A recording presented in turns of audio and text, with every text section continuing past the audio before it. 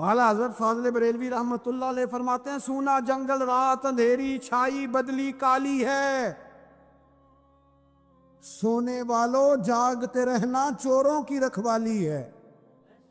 سونے والوں جاگتے رہنا چوروں کی، یہاں تو لوگ ہمارے عقائد کو تباہ کر رہے ہیں، صحابہ اور اہل بیت کے بارے میں، حضور کی نسبتوں کے بارے میں، اور ہمیں فکر نہیں ہے۔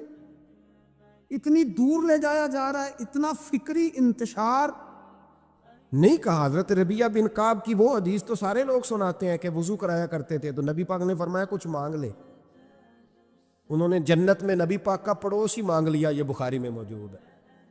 لیکن وہ والی حدیث بھی پڑھو کہ جب نبی پاک نے انہیں کہا کہ ربیہ تو مجھے وضو کراتا رہتا ہے، شادی کیوں نہیں کرتا؟ حضور نے نہیں فرمایا کہ اس کا ذاتی معاملہ ہے، میں شادی کراؤں گا، میں اس کام میں کیوں آؤں گا، شادی کیوں نہیں کرتا؟ اس کی حضور کوئی کاروبار نہیں، کوئی معاملہ نہیں، کوئی رنگ روپ نہیں، اور آپ کی خدمت سے بھی رک جاؤں گا۔ کہتے ہیں حضور خاموش ہو گئے۔ اگلے دن پھر پوچھا نکاح کیوں نہیں کرتے؟ میں نے کہا حضور نہ کاروبار ہے، نہ گھر ہے، نہ مکان ہے، نہ رنگ روپ ہے، کون رشتہ دے گا؟ جب میں یہ کہہ کے باہر نکلا نا حضور خاموش ہو گئے، تو میرے دل میں خیال آیا ربیہ تو بحث کیوں کرتا ہے؟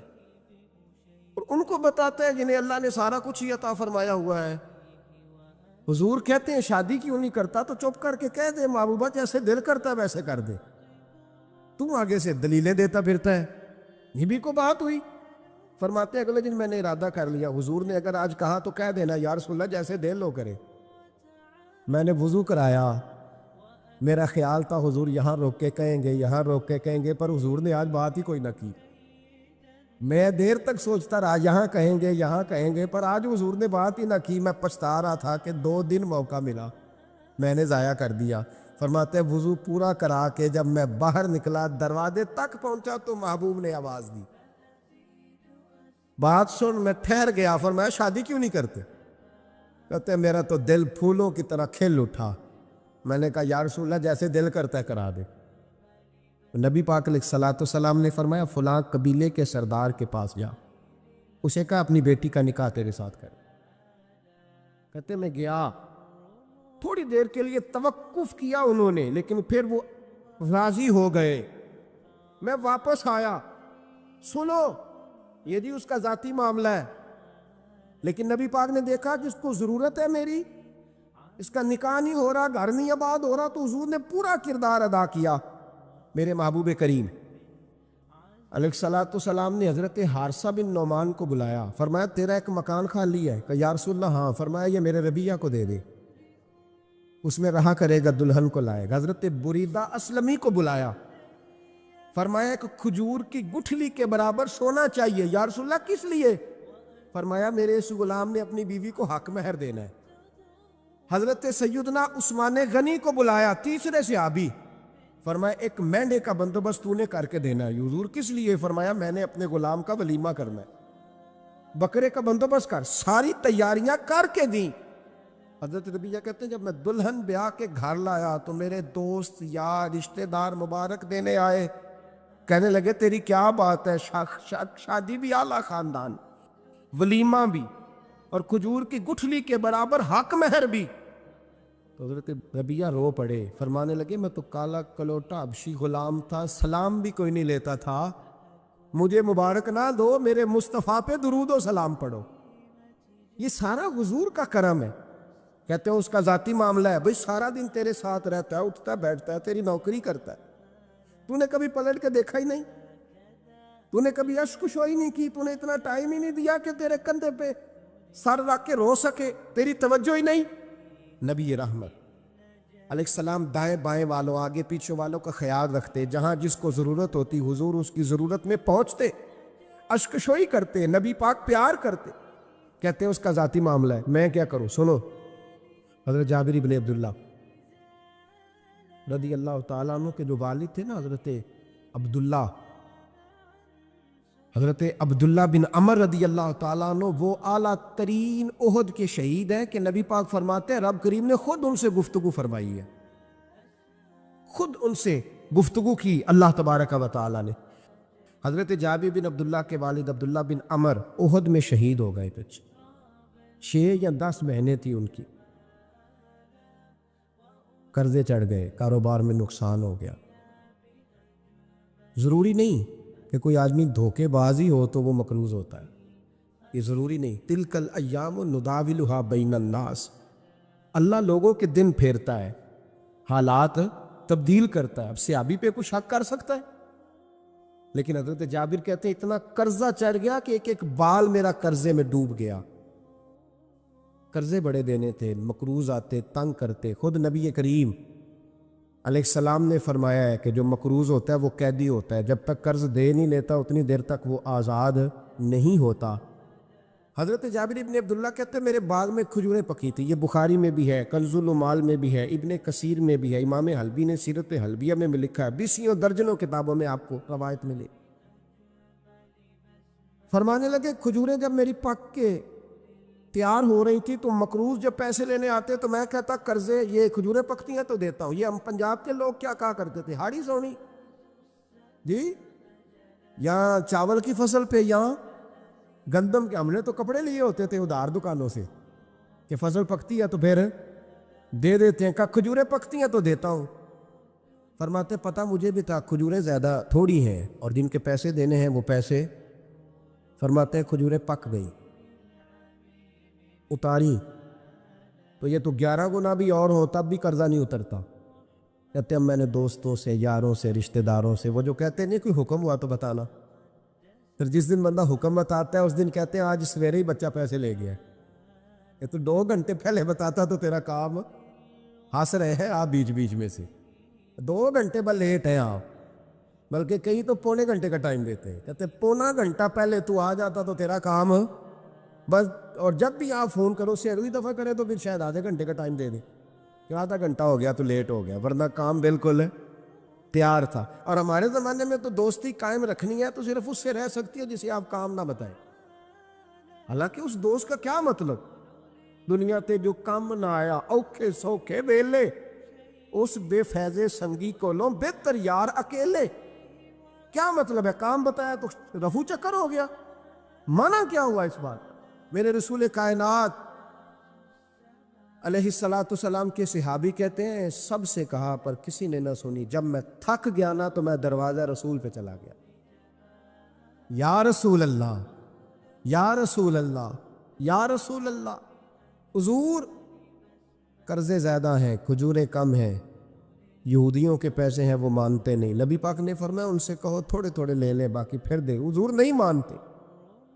حضور کہہ سکتے تھے سلمان جاؤ بات کر کے آؤ، جاؤ بلال، صہیب جاؤ، کون جاتا ہے مقروضوں کی سفارش کرنے؟ کہتا ہے بھائی میں نہیں بیچ میں آؤں گا، اتنے پیسے اوہ ہو، میں اپنے موبائل فون بند کر جاتے، کوئی پوچھے نہ۔ لیکن نبی کریم علیہ السلام نے فرمایا سنو، خود رسول پاک، خود نبی پاک نے، حضور نے فرمایا چل میں تیرے ساتھ چلتا ہوں، چل میں تیرے ساتھ چلتا ہوں، مقروض کے ساتھ، امیر کے ساتھ نہیں، اس کے ساتھ نہیں جس نے پیسے لینے ہیں، بلکہ حضور مقروض کے ساتھ، گرے ہوئے کے ساتھ چلے، چل میں چلتا ہوں۔ یہودی تک گئے، فرمایا کچھ لے لے، یہ بیچارہ دھوکے باز نہیں الجھ گیا ہے غربت، کچھ لے لے باقی پھر دے دیں گے۔ کہنے لگا سارے ہی لینے ہیں۔ جب اس نے بات نہ مانی تو پھر یہ اللہ کے رسول ہے نا۔ اعلیٰ حضرت فرماتے ہیں میرے کریم سے گر قطرہ کسی نے مانگا، دریا بہا دیے، دوربے بہا دیے۔ یہ دوربے کیا ہوتے ہیں؟ یہ مجھے پوچھا تھوڑے دن پہلے ایک شخص نے، آپ سنتے رہتے ہیں نا شعرات تو ترجمہ پوچھتے ہی نہیں نا، کبھی پوچھ لیا کریں کہ اس کا معنی کیا ہے، کبھی پرچی لکھ لیا کریں تاکہ کوئی جب آپ سے پوچھے تو یہ دوربے کیا ہے، لفظ دوربے ہے ہی نہیں، اصل میں اعلیٰ حضرت کو پڑھتے نہیں نا لوگ، تو انہیں پتہ ہی نہیں وہ بات کتنی اعلیٰ، یہ لفظ دوربے نہیں ہے۔ اعلیٰ حضرت کہتے ہیں میرے قریب سے گر قطرہ کسی نے مانگا، دریا بہا دیے ہیں، دور بے بہا دیے۔ دور علیحدہ ہے اور بے بہا، دور کہتے ہیں ہیرے کو، ایک معنی ہیرا ہے، دور بے بہا، بے بہا کی تو سمجھ آتی ہے نا، دور بے بہا دیے ہیں یعنی ہیرے بے بہا دیے ہیں اسے۔ اب سمجھ آئی یہ بات کی، دریا بہا دیے ہیں، دور بے بہا دیے ہیں، یہ معنی ہے شعر کا۔ تو جب وہ نانا مانا یہودی، تو نبی کریم علیہ الصلوۃ والسلام فرمانے لگے نہیں تو پھر پورے لینے ہیں؟ کہنے لگا جی پورے لینے ہیں۔ حضور فرمانے لگے کل آ جانا، سارے دے دیں گے، پورے پیسے تیرے ملیں گے، تو آ جانا۔ حضرت جابر ابن عبداللہ کو حضور نے فرمایا کھجوریں اتار کے نا تو اپنے باغ میں ڈھیر لگا اور میں آیا۔ حضرت عمر حدیث کے راوی ہے، فرماتے ہیں بس رسول پاک چل پڑے، حضور نے کندھے پہ رومال رکھا، حضور چل پڑے۔ کوئی چٹائی نہیں بچھائی، حضرت جابر کہتے ہیں، کوئی صوفہ نہیں رکھا، وہ پھولوں کے ہار میں حضور آئے، 2-3 چکر میرے باغ کے لگائے اور کھجوروں کے ڈھیر کے پاس بیٹھ گئے۔ فرمایا بلا جس کے پیسے دینے، بلا، اب تنگی یہ داماں پہ نہ جا، اور بھی کچھ مانگ، بلا۔ فرماتے بندے کو بلایا، حضور نے فرمایا کتنے پیسے؟ حضور اتنے درہم دینار ہے۔ فرمایا کھجوریں تولتا جا اور دیتا جا۔ فرماتے میں دیتا گیا، میں نے کہا حضور اس کے پیسے پورے ہو گئے۔ حضور مسکرا کے فرمانے لگے چل 4-5 کلو کھجوریں اضافی دے دے، کوئی عرض نہیں۔ کہتے ہیں وہ بھی دے دی۔ حضور نے فرمایا بلا دوسرے کو، فرمایا اس کو بھی بلایا، تولتا گیا، دیتا گیا، حضور پورے ہو گئے۔ نبی کریم علیہ الصلوۃ والسلام نے فرمایا چل 4-5 کلو کھجوریں زیادہ دے دے۔ کہتے ہیں قرضے بھی دے دیے، 5-5 کلو کھجوریں بھی زیادہ دے دی۔ محبوب اٹھے، کچی زمین پہ بیٹھے تھے، حضور نے لباس مبارک کو جھاڑا، رومال کندھے پہ رکھا، فرمایا میں مسجد جا رہا ہوں، وہاں آ کے مجھے خبر دینا، وہاں آ کے مجھے بتلانا کہ جب میں آیا تھا تب کھجوریں زیادہ تھی کہ جب واپس گیا ہوں تب زیادہ ہے۔ وہاں مجھے آ کے اطلاع دینی ہے، بتانا ہے مجھے، وہاں آ کے میں جا رہا ہوں، مجھے بتانا ذرا وہاں آ کے۔ حضرت جابر ابن عبداللہ کہتے ہیں میں نے کھجوریں تولی، میں تھک گیا، میں تھک گیا، ڈھیر تو چھوٹا تھا پر وزن ہی بڑا نکلا۔ کہتے ہیں میں تھک گیا، جتنی دی تھی نا اس سے زیادہ تول کے باقی پڑی رہنے دی۔ میں مسجد میں گیا، ذرا لفظ سننا حدیث کے، کہتے ہیں مسجد میں گیا، جا کے عرض کی یا رسول اللہ میں تول آیا ہوں، جب آپ آئے تھے تھوڑی تھی اور جب واپس آئے ہیں تو کئی گنا بڑھ گئی ہیں۔ حضور نے پتہ کیا فرمایا؟ فرمایا یہ بات نا جو تو نے مجھے بتائی ہے، یہ بات ذرا میرے عمر فاروق کو بھی بتا، عمر بڑا راضی ہوگا، عمر کو بھی بتلا یہ بات۔ گویا نبی پاک کے معجزات کی، فضائل کی، شمائل کی باتیں جب بتائی جاتی تھیں صحابہ کے دل ٹھنڈے ہوتے۔ عمر کو بھی بتا، عمر راضی ہوں گے۔ جناب جابر ابن عبداللہ رضی اللہ تعالیٰ عنہ فرماتے ہیں میں حضرت عمر کے پاس گیا، میں نے کہا عمر میری یہ رائے تھی کہ جتنی میری کھجوریں ہیں 11 گنا اور بھی اتنی ہو تو پھر بھی قرضہ نہیں اترتا، لیکن سارے قرضے بھی اترے، 5-5 کلو کھجوریں بھی زیادہ دے دی اور پہلے سے زیادہ کھجوریں پڑی ہیں۔ تو کہتے ہیں حضرت عمر کی آنکھیں روشن ہو گئی، چہرہ مسکرانے لگا، کہنے لگا تو اب بتا رہا ہے نا، اب واپس آ کے رزلٹ سنا رہا ہے، تو صحابہ سے پوچھ لے جب نبی کریم گئے تھے تو میں نے اسی وقت کہا تھا، حضور کے جاتے ہی میں نے کہا تھا اب دیکھنا رب کریم جابر بن عبداللہ پر ساری ہی رحمت نازل فرما دے، اللہ ہر قسم کا کرم فرمائے گا، خیر ہی خیر ہو جائے گی، دیکھ لے میں نے پہلے بتلا دیا۔ میرے نبی پاک سلام چھوٹی چھوٹی باتوں کا خیال رکھ، چھوٹی چھوٹی چیزوں پر توجہ دیتے، خیال کرتے کس کو کس وقت کس چیز کی کہاں حاجت ہے، اس کی وہ حاجت پوری کی جاتی، اس کا دھیان رکھا جاتا۔ حضرت جابر خود فرماتے، یہ مسلم کے لفظ ہے، فرماتے ایک دفعہ میں حضور کے ساتھ جہاد پہ گیا تھا، میرا اونٹ کمزور تھا، میں پیچھے رہ گیا۔ ہمارے یہاں شرط لگتی ہے نا، اللہ تعالیٰ خیر فرمائے، ایک بھائی گاڑی خریدتا ہے پھر دوسرا چاہے زیور بیچے اس نے بھی خریدنی ہوتی ہے، ورنہ گھر میں گھسنے کی اجازت نہیں ملتی، بہت سارے خرچے۔ یہ جو جوائنٹ فیملی سسٹم ہے نا، اکٹھے جو ہاں بھائی رہتے ہیں 3 4 5 6، اس کے بہت سارے خرچے ضد کی وجہ سے بڑھ جاتے ہیں، اس نے کیا ہے تو لہذا میں نے بھی، ہوتا ہے نا جی ایسے، تو پھر اس ضد میں کوئی پیچھے پلٹ کے نہیں دیکھتا کہ چلو جو پیچھے رہ گیا اس کا بھی ہاتھ پکڑے ساتھ آ جائے، دوڑتے رہتے، اس میں بیچارے کئی تھک جاتے ہیں، کئیوں کے پیر دوڑ دوڑ کے سوج جاتے ہیں، بڑے مسئلے بنتے ہیں، لیکن پیچھے پلٹنے کو کوئی تیار ہے؟ اس دوڑ نے ہمیں تھکا کے رکھ دیا۔ مسلم میں ہے، جناب جابر ابن عبداللہ کہتے ہیں حضور کے ساتھ میں جہاد پہ گیا، واپس آ رہا تھا، میرا اونٹ کمزور تھا، بوڑھا تھا، بیمار تھا، سب لوگ آگے گزر گئے، میں پیچھے رہ گیا، کچھ میں پریشان رہتا تھا غربت سے، تو میں مایوس بھی تھا، ذرا پیچھے رہ گیا، پریشان تھا۔ فرماتے ہیں نبی پاک نے نا 2-3 دفعہ پلٹ کے دیکھا، ادھر دیکھو، میں نے اپنی زندگی میں بڑے لوگ دیکھے ہیں، وہ امیروں میں چلے گئے، پیچھے پلٹ کے انہوں نے غریبوں کو کبھی نہیں دیکھا کہ وہ ایک دوست ہوتا تھا ہمارا جو ماڑا ہے، غریب ہے، پلٹ کے نہیں دیکھا۔ کہتے ہیں نبی کریم علیہ الصلاۃ والسلام نہ آگے گئے، سب سے آگے۔ حضور نے 2 4 5 دفعہ نہ پیچھے پلٹ کے دیکھا۔ جابر ابن عبداللہ کہتے ہیں جب میں نظر نہ آیا تو میرے محبوب کا انداز کریمانہ دیکھیں، حضور اعلانیہ فرمانے لگے، بھئی مجھے جابر نہیں نظر آ رہا۔ بے خبر ہو جو غلاموں سے، واقعہ کیا ہے؟ واقعہ کیا ہے؟ یہاں ہمارے استاد جب یہ حدیث پڑھا رہے تھے نا، یہ حدیث پڑھا رہے تھے تو اچانک رونے لگ گئے۔ میں نے کہا حضور کیا ہوا، رو کیوں پڑے؟ تو کہنے لگے یار سوچتا ہوں جو محبوب جہاد سے واپسی پر اپنے غلاموں کو نہیں بھولے، وہ میدان محشر میں کیسے بھول جائے؟ وہ وہاں بھی پوچھیں گے فلانا کدھر گیا، فلانا کدھر گیا، ایک ایک کا نام لیں گے۔ حضور نام لیں گے ہماری موج بن جائے گی۔ نبی کریم نے پلٹ کر کے دیکھا، جابر نہیں نظر آ رہے۔ حضور ان کا اونٹ کمزور ہے، پیچھے رہ گئے۔ حضور نے یہ نہیں فرمایا کہ ذرا آہستہ کرو ساتھ، یہ نہیں فرمایا، بلکہ نبی پاک نے فرمایا تم چلو۔ قافلہ چلتا رہا، حضور نے گھوڑا پیچھے کی طرف موڑا، سب سے پیچھے آئے۔ جناب جابر کہتے ہیں پیچھے میرے پاس۔ اس حکمت کو آپ سمجھیں، حدیث کے لفظوں پر آپ غور کریں۔ ایک کہہ کے کہنا ذرا اس کو میرے پاس لاؤ، یہ بات اور ہے، ذرا آہستہ ہو جاؤ، وہ بھی ساتھ مل جائے۔ لیکن یہ معنی اور ہے کہ غریب جہاں بیٹھا ہے اس کے پاس خود چل کے جانا۔ حضور خود پلٹ کے پیچھے آئے اور فرماتے میں جو کہ پریشان تھا تو محبوب میری طرف دیکھ کے فرمانے لگے اس کو دوڑاتا کیوں نہیں، پیچھے کیوں رہ گیا؟ تو کہتے ہیں مایوس بندہ، پریشان بندہ کبھی کبھی وہ اس طرح بولتا ہے کہ جیسے کڑ رہا ہے، تھوڑا سا نا سخت ترش باتیں بھی کرتا ہے۔ کہتے ہیں میں نے اس عالم میں نا، میں نے کہا حضور اس قابل ہوتا تو سب کے ساتھ مل نہ جاتا، کمزور ہے، ماڑا ہے، مہران ہے، وہ بھی پرانی جو چل ہی نہیں سکتی، یہ کہاں یا رسول اللہ دوڑے گا، اس قابل ہی نہیں ہے۔ حضور اس قابل ہوتا تو قافلے کے ساتھ نہ ہوتا۔ کہتے ہیں حضور نے میری طرف توجہ فرمائی، میں باتیں کر رہا تھا اپنے اندر کی پریشانی کی تو حضور مسکراتے جا رہے۔ حضور کے ہاتھ میں چھڑی تھی، فرمانے لگے ایسے ہی تو باتیں کر رہا ہے۔ نبی پاک نے اونٹ کی پشت پہ چھڑی لگائی اور فرمایا تو دوڑتا کیوں نہیں؟ بڑے ہلکے سے مسکرا، اوے تو دوڑتا کیوں نہیں؟ تو جناب جابر بن عبداللہ کہتے ہیں جو سب سے پیچھے تھا نا وہ سب سے آگے نکل گیا، وہ دوڑتا گیا، دوڑتا۔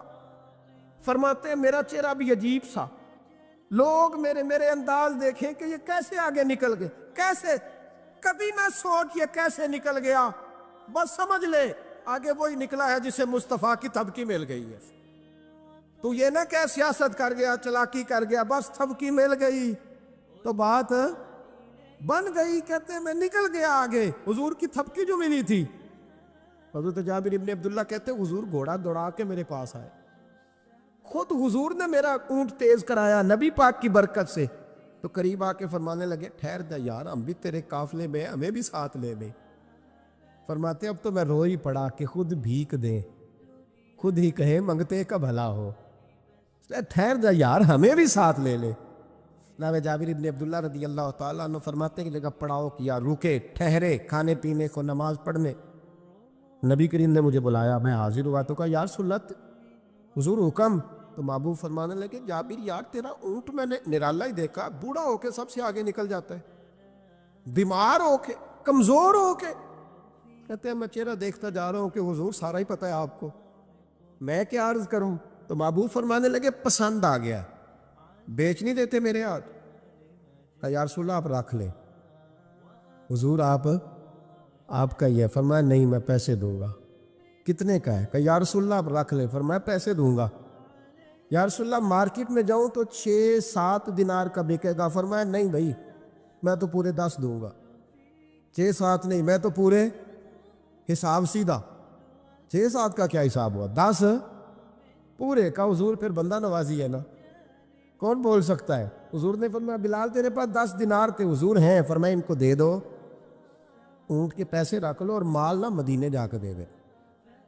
جابر ابن عبداللہ کہتے ہیں میں مدینے گیا شام کو، میں نے نا کبھی اپنے اونٹ کی اتنی خدمت نہیں کی جتنی اس دن کی۔ میں نے اسے بڑے پیار سے نہلایا، میں نے نئی رسی خرید کے اسے نکیل ڈالی، آج محبوب کی بارگاہ میں لے کے جانا ہے۔ کہتے ہیں تیاری کر کے نا، تیاری پوری تیاری کر کے، تن تندور ہڈاں دا بالن تے اسی ہاواں نال تپایا، کپ کپ مکیاں پیڑے کیتے، عشق پلے تھل لایا، تن دا سالن تے من دی ہانڈی، اتو نون صبر دا پایا، غلام فریدا وے میں ساری تیری، تینوں اجے یقین نہیں آیا۔ کہتے ہیں اسے بڑے پریم سے، بڑی محبت سے سجا کے، سوار کے، نکھار کے، تیار کر کے میں نبی کریم کی بارگاہ میں لے کے گیا۔ ظہر کی نماز پڑھ کے حضور نکلے، میری طرف دیکھا، میں نے کہا حضور پیسے لے لیے تھے، یہ آپ کا سامان ہے، مال ہے؟ کہتے حضور نے نکیل تھامی، میں واپس پلٹا، ابھی گلی کی نکر مڑا نہیں تھا، حضور نے آواز دی، جابر ذرا سن تو صحیح۔ کہتے میں واپس آیا ہوں تو حضور مجھ سے باتیں کرنے لگے، فرمانے لگے یہ میرا اونٹ ہے، اسے کمزور اور بوڑھا نہ سمجھنا، کبھی جانوروں میں دوڑا کے دیکھنا، سب سے آگے نکل جاتا۔ اور کریم محبوب فرمانے لگے 6-7 دینار کا نہ سمجھنا، میں نے پورے 10 دینار کا خریدا۔ اور پھر حضور پھر مسکرائے، فرمایا جابر تمہیں پتہ ہے تحفہ لینے دینے سے محبت بڑھتی ہے؟ حضور ہاں۔ فرمایا رکھ لو، میں تمہیں تحفے میں دینا چاہتا ہوں، رکھ لو، میں تحفے میں دینا چاہتا ہوں۔ جناب جابر ابن عبداللہ کہتے ہیں میں واپس لوٹ رہا تھا، رو رہا اور کہہ رہا تھا جیسا نبی اللہ نے مجھے دیا، جیسا رسول اللہ نے، سب سے اولا ہو اعلیٰ ہمارا علم۔ آنکھیں بند کر کے جھوٹ کی زندگی جی کے، اپنے ساتھ بددیانتی کر کے، دھوکہ دے کے، اپنے آپ کو دائیں بائیں، اپنے آپ کو کہیں مصروف رکھ کے کچھ وقت ضائع تو کر لیتے ہو، پر تمہیں پتہ تو ہے نا کہ عبادت اللہ کی کرنی، تمہیں اس کی خبر ہے۔ اور میرے رسول پاک علیہ وسلم نے فرمایا بندہ اللہ کے سب سے قریب اس وقت ہوتا ہے جب وہ سجدے کی حالت میں ہوتا ہے۔ کس کے قریب ہوتا ہے؟ اللہ کے سب سے قریب ہوتا ہے، وہ بڑا نیڑے ہے رب کے، بڑا قریب ہے، اس لیے کہ وہ حالت سجدہ میں، وہ جب سجدے کرتا ہے نا، اس کی بارگاہ میں جب جھک جاتا ہے۔ آپ ذرا سجدے کی کیفیت دیکھیں نا، زبان بھی یہاں ہے، آنکھ بھی یہاں ہے، کان بھی، عقل بھی ساری، اس نے سارا کچھ رکھ دیا سجدے۔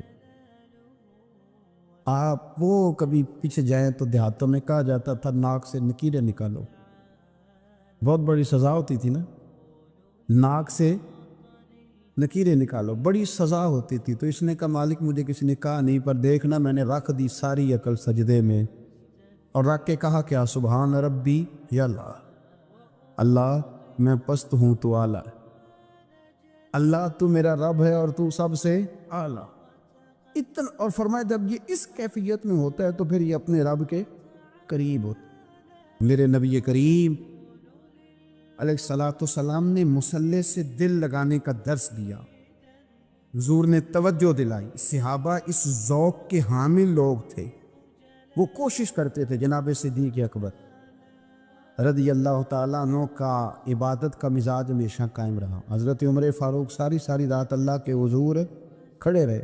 حضرت عثمان غنی رضی اللہ تعالیٰ عنہ عشاء کی نماز پڑھ کے 2 رکعتوں کی نیت باندھتے تھے، 15 سپارے پہلی رکعت میں پڑھ دیتے اور 15 سپارے قرآن مجید کے دوسری رکعت میں پڑھ دیتے۔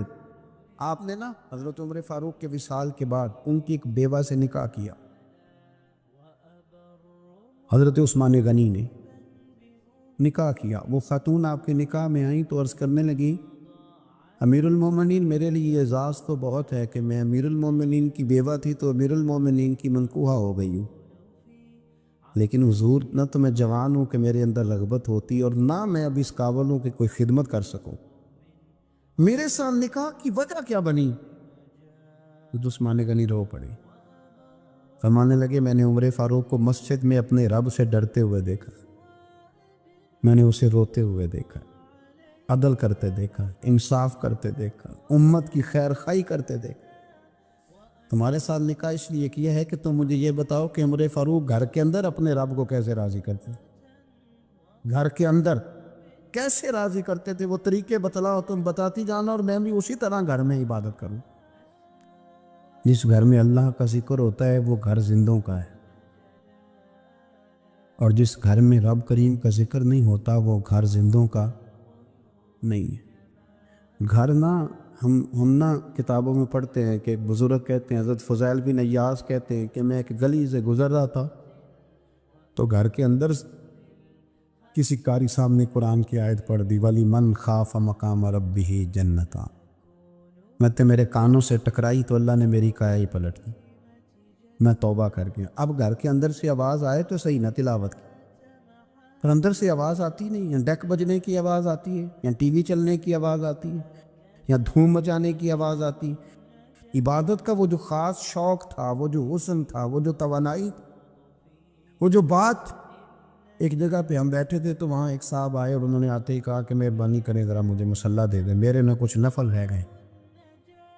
تو میں نے وضو کر لیا تو کوئی مصلی مل جائے، مصلی انہیں دے دیا گیا، وہ مصلی لے کے چلے گئے۔ تو پیچھے ایک صاحب نے تبصرہ کیا کہ انہوں نے کتنا ریاکار بندہ ہے، لوگوں کو دکھا رہا ہے کہ میں نفل پڑھتا ہوں، ہے کو بات کرنے والی۔ میں نے اسے کہا، میں نے کہا تو مہربانی کرنا، اس طرح کی ریاکاری تو بھی کر، پکڑ مصلی اور جا تو بھی تھوڑی ریاکاری کر کے آ، اٹھ ذرا، شکر کر کو یہ ریاکار بھی ملا ہے، کوئی نفل پڑھ کے ریاکاری کر رہا ہے۔ اللہ کا میں کہتا ہوں کو پڑھے تو صحیح نہ، یا یہ کوئی دور ہے نفل پڑھنے کا؟ اس میں تو لوگوں کا مزاج ہی نہیں، طبیعت ہی نہیں۔ میں نے کہا چل مہربانی کر یہ دے مصلی اور تو بھی جا تھوڑی سی کاریا ریاکاری کرو تو صحیح نا، مزاج ہی نہیں، ذوق۔ جمعے کی نماز پڑھ کے یوں دنیا بھاگتی ہے، او ہو پتہ نہیں کون سی پیچھے آگ تھی جو بجھائی جائے گی۔ اور آج تک لوگ مسئلہ پوچھ رہے ہیں کہ جمعے کی بعد والی سنتیں کتنی ہوتی ہیں۔ میں نے کہا کتنے سال ہو گئے جمعہ پڑھتے، کتنے سال ہو گئے، ابھی تک سنتوں کا نہیں پتہ، ابھی تک نہیں علم کے پہلے کتنی رکھتے ہیں اور بعد میں کتنی رکھتے ہیں۔ فجر کی سنتیں کب پڑھنی چاہیے؟ سنو فجر کی سنتوں کے بارے۔ میرے رسول کریم سید عالم صلی اللہ تعالیٰ علیہ وسلم سے ایک صحابی نے پوچھا تھا، حضور میری فجر کی سنتیں رہ گئیں یا رہ جاتی ہیں تو حکم کیا ہے؟ کیا انداز ہے حضور کا، بخاری مسلم کے لفظ سنو۔ حضور سید عالم صلی اللہ علیہ وسلم فرمانے لگے، اس نے کیا پوچھا تھا؟ حضور جواب کیا دیتے؟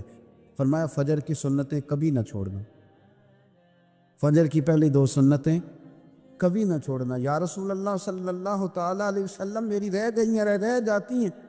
فرمایا فجر کی 2 سنتیں نہ چھوڑنا، فرمایا فجر کی پہلی 2 سنتیں مجھے دنیا اور دنیا کے اندر جو کچھ ہے وہ سب سے زیادہ پیاری ہے۔ فجر کی 2 سنتیں دنیا اور دنیا میں جو کچھ ہے مجھے وہ سب سے زیادہ پیاری ہے، اس لیے فجر کی سنتیں نہ چھوڑ۔ اپنا ذوق، اپنی طبیعت، ہم نے نا ذوق غلط بنا لیا۔ اگر 20 بندے کہہ بھی دیں گے تو نے بڑی شاندار تلاوت کیا تو کیا اس سے بنے گا؟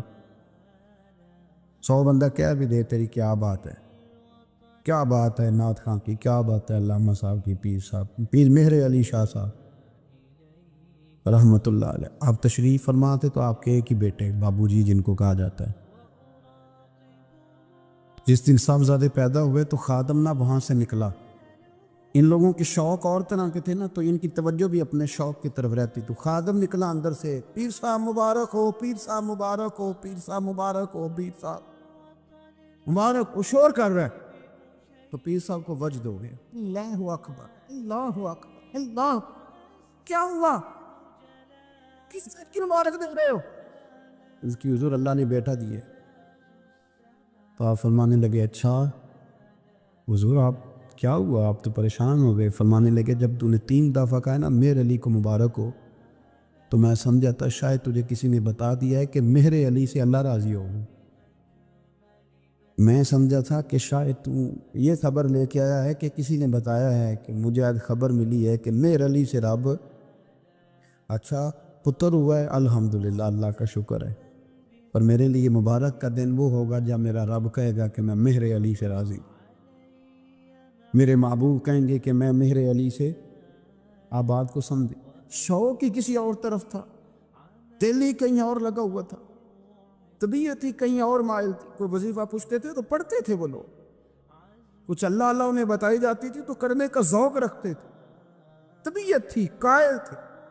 حضرت ربیع کہتے ہیں میں بڑی دور سے سفر کر کے گیا حضرت اویس کرنی سے ملنی، بڑی دور سے، اور جب میں پہنچا تو فجر کا وقت تھا، تو حضرت اویس کرنی کو میں نے پا لیا، تو وہ نماز پڑھ کے نا قرآن شریف لے کے بیٹھ گئے۔ فرماتے ہیں اشراق چاشت کا وقت ہوا تو نفلوں کی نیت باندھ لی۔ محدث ابن الجوزی نے لکھا ہے، فرماتے ہیں پھر جب زوال کا وقت ہوا تو مسجد میں جھاڑو دینے لگ گئے۔ ظہر کی نماز پڑھ کے تو عصر کی تیاری تک وہ مسجد میں بیٹھے رہے، اور میرے نبی پاک علیہ السلام نے فرمایا جو نماز کے انتظار میں بیٹھا ہو وہ نماز ہی میں ہے، وہ نماز ہی میں ہے۔ فرمایا میری دنیا، میری امت کی جو رہبانیت ہے نا وہ اتنی ہے کہ نماز کا انتظار کرے، اذان کے بعد نماز کا یہ راہب ہے، یہ اس وقت چھوڑ کے بیٹھے ہیں ذرا۔ فرماتے ہیں عصر تک انہوں نے اللہ اللہ کی، پھر مغرب تک کی، عشاء کی نماز ہوئی تو نماز پڑھی تو وہ تھک گئے۔ اب مجھے وہ فارغ ہوں، مصلی چھوڑے تو میں ملاقات کروں نا، کہ آپ حیران نہ ہو کہ اتنی دیر بندہ کیسے اللہ اللہ کر، ہم نے کی نہیں نا اس لیے ہم پریشان ہیں۔ جو عادی ہوتے ہیں وہ کر بھی لیتے ہیں، وہ یہ کام، میری بات کو سمجھ آ رہے ہیں؟ جب جاتے ہو کسی دفتر میں تو 8 گھنٹے کھڑے رہ لیتے ہو نا، مجبوری ہوتی ہے تو کھڑے رہا جا سکتا ہے۔ پاسپورٹ کا دفتر، بولیے، امیگریشن کی لائنوں میں، اور میں نے تو ایمبیسیوں میں بندے 12 گھنٹے پہلے جا کے کھڑے دیکھے، رہ لیتے ہیں کھڑے۔ تو اگر ان کاموں کے لیے رہا جاتا ہے تو اللہ رسول کے لیے بھی کھڑے رہا جا سکتا ہے۔ تو فرمانے لگے کہ جب عشاء کی نماز کے بعد آخر انسان سے تھک گئے، نیند کا غلبہ ہوا تو تھوڑی ایسے آنکھ بند ہوئی تو کھلی تو رونے لگے۔ حضرت ویسے کر دیا، رو کے کہنے لگے مالک مجھے غافل تو نہ کر، ابھی میں نے کیا بھی کچھ نہیں، دن ختم ہو گیا، کوئی نفل نہیں، کوئی اللہ اللہ نہیں، اللہ مجھے غافل نہ کر، میری مدد فرما۔ فرماتے ہیں جب وہ روئے تو میرے ساتھ جو شخص تھا میں نے کہا اٹھو چلیں، کہنے لگا حضور ملا نہیں، فرمایا جو میں لینے آیا تھا وہ مجھے مل گیا ہے، جو میں ان سے سیکھنے آیا تھا وہ مجھے نصیب ہو گیا، اب اور میں نے کیا لینا، ختم ہو گئی بات، اٹھو چلیں۔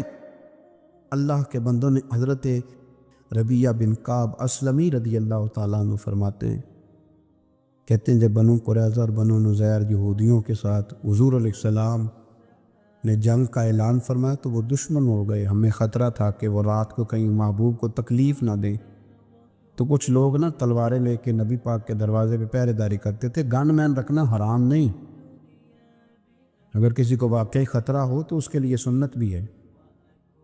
حضرت علی المرتضیٰ تلوار لے کے حضور کے گھر کا پہرا دیتے تھے۔ حضرت ربیعہ بن کعب اسلمی رضی اللہ تعالیٰ عنہ فرماتے ہیں کہ رات میری ڈیوٹی تھی کہ میں حضور کے گھر کا پہرا دوں گا، تو فرماتے ہیں میں باہر سن رہا تھا، ساری رات ہی میرے نبی پاک نے اللہ کی تسبیح پڑھی، ساری رات، کبھی تسبیح، کبھی تہلیل، کبھی تحمید، کبھی تکبیر، ساری رات۔ فرماتے ہیں ساری رات حضور پڑھتے رہے اور ساری رات ہی میں سنتا رہا، مجھے اونگ آ گئی، میری آنکھ لگ گئی، حضور ابھی پڑھ رہے تھے، میں تھک کے سو گیا، اور فرماتے ہیں جب میری آنکھ دوبارہ سے کھلی تو میرے کانوں میں پھر کوئی چیز گونجی، تو میں نے کان لگایا تو میرے حبیب ابھی بھی اللہ کو یاد کر رہے۔ ساری رات حضور رب کی عبادت کرتے، اسی لیے تو کہا یا ایھا المزمل قم اللیل الا قلیلا، حبیب ساری رات تو نہ جاگا کر، تھوڑا آرام بھی کر لیے گا۔ میرے بھائی اپنا مصلی، اپنی عبادات، اپنے وظائف، اللہ اللہ جو آپ نے کسی سے سیکھی ہے اس کو کبھی کمزور نہ ہونے دیں۔ شجرہ شریف جو کسی بزرگ سے آپ لے لیتے ہیں تو کیا رسم ہے کوئی؟ اس پہ کچھ لکھا ہوتا ہے، وہ پڑھنے کے لیے دیا جاتا ہے، اس پہ لکھا ہوتا ہے کہ یہ اللہ اللہ آپ نے کرنی ہے۔